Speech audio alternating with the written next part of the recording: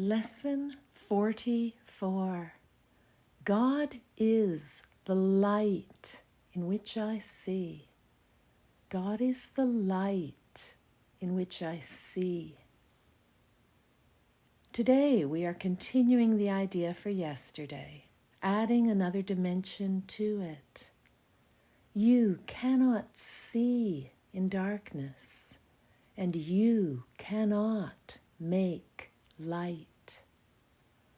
You can make darkness and then think you see in it, but light reflects life and is therefore an aspect of creation. Creation and darkness cannot coexist, but light and life must go together, being but different aspects of creation. In order to see, you must recognize that light is within, not without. You do not see outside yourself, nor is the equipment for seeing outside you. An essential part of this equipment is the light that makes seeing possible. It is with you always, making vision possible in every circumstance.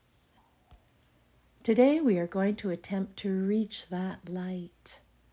For this purpose, we will use a form of exercise which has been suggested before and which we will utilize increasingly. It is a particularly difficult form for the undisciplined mind and represents a major goal of mind training. It requires precisely what the untrained mind lacks. Yet, this training must be accomplished if you are to see. Have at least 3 practice periods today, each lasting 3 to 5 minutes. A longer time is highly recommended, but only if you find the time slipping by with little or no sense of strain. The form of practice we will use today is the most natural and easy one in the world for the trained mind, just as it seems to be the most unnatural and difficult for the untrained mind. Your mind is no longer wholly untrained. You are quite ready to learn the form of exercise we will use today, but you may find that you will encounter strong resistance. The reason is very simple. While you practice in this way, you leave behind everything that you now believe and all the thoughts that you have made up. Properly speaking, this is the release from hell, yet perceived through the ego's eyes, it is loss of identity and a descent into hell. If you can stand aside from the ego by ever so little, you will have no difficulty in recognizing that its opposition and its fears are meaningless. You might find it helpful to remind yourself from time to time that to reach light is to escape from darkness, whatever you may believe to the contrary. God is the light in which you see. You are attempting to reach Him. Begin the practice period by repeating today's idea with your eyes open. Then close them slowly, repeating the idea several times more. Then try to sink into your mind, letting go every kind of interference and intrusion by quietly sinking past them.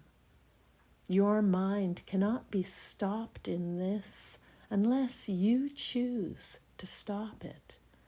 It is merely taking its natural course. Try to observe your passing thoughts without involvement and slip quietly by them. While no particular approach is advocated for this form of exercise, what is needful is a sense of the importance of what you are doing, its inestimable value to you, and an awareness that you are attempting something very holy. Salvation is your happiest accomplishment. It is also the only one that has any meaning, because it is the only one that has any real use to you at all. If resistance rises in any form, pause long enough to repeat today's idea: God is the light in which I see. Keeping your eyes closed unless you are aware of fear. In that case, you will probably find it more reassuring to open your eyes briefly. Try, however, to return to the exercises with eyes closed as soon as possible. If you are doing the exercises correctly, you should experience some sense of relaxation and even a feeling that you are approaching, if not actually entering, into light. Try to think of light, formless and without limit, as you pass by the thoughts of this world. And do not forget that they cannot hold you to the world unless you give them the power to do so. Throughout the day, repeat the idea often with eyes open or closed as seems better to you at the time, but do not forget. Above all, be determined not to forget today. God is the light in which I see.